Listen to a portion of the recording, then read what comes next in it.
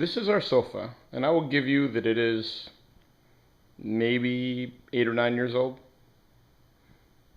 And as you can see, this side is different than the other. If we pull this up, this side is perfectly flat. There's no problems with this side whatsoever.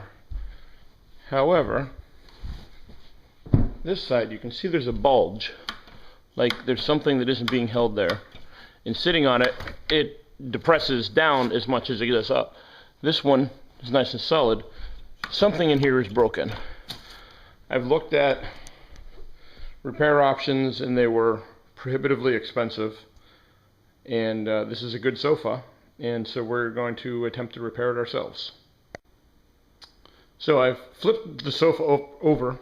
I did learn that you should do this from the bottom. There's ribs. There's a rib one there, rib here, rib here, and they're all rock solid.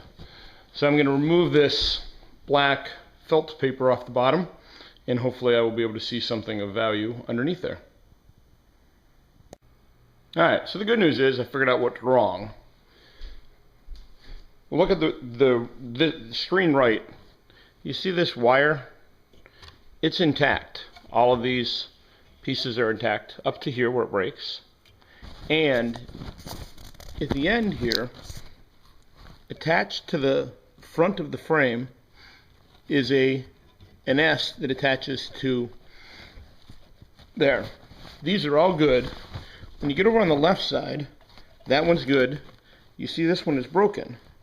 This one should be attached right there. And this wire is broken here. So we have 1, 2, 3 of those are broken. Now I did see something on the internet about how to redo this wire system. It's a method, and I liked it. But I'm also would like to know if there's any way I could redo this. So it's off to the Home Depot and repair place to see what I can't maybe figure out how to fix this myself. Well, I hit the jackpot. I decided to drive to a furniture restoration company in a neighboring town as opposed to Home Depot. And he was kind enough to give me that zigzag spring, the clips for the zigzag spring to the frame. I believe they go like this, and the clips to hook these on to the adjoining springs. He gave me all this and some twine. He explained to me that the horizontal pieces are not really that important. They're not load bearing or anything. They're just meant to keep it sort of stiff, so they don't slide left and right. Anyway, he gave me all that stuff for $10. So now just pray that I can figure out how to actually get all this stuff to the right tension and the right length, and we're going to be golden. Alright, we're ready to give this thing a shot. So these were nailed in.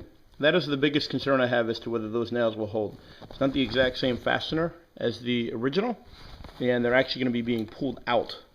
So I'm hoping that those nails are pretty awesome. These were cut off with a Dremel, and the clips they gave me to tie on were probably acceptable for something, but they weren't really sufficient. So if you look, I ended up tying them for $5 at Home Depot. I purchased rebar tie. So this stuff is built to hold rebar together. Just looped it around, pulled this tight. This was the hardest part, because you had to pull these tight and pull one up, one down, and clasp them together. I was going to wait for my wife, but I decided I would figure out how to do it on my own. So now flip it over and see what happens. So the last step is simply reattaching this felt, whose sole purpose is just to keep it clear. Last couple of staples. And we're done. I have tested it, and it felt near like new. Whoopsie.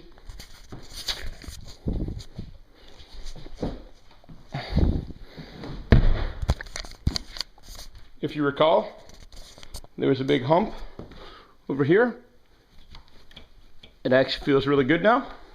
And when you sit on it, it is no worse than what it was, what the other side is. It is, very nice. So for the first time in like 6 months, we have a sofa that I'm not embarrassed to have my friends sit on.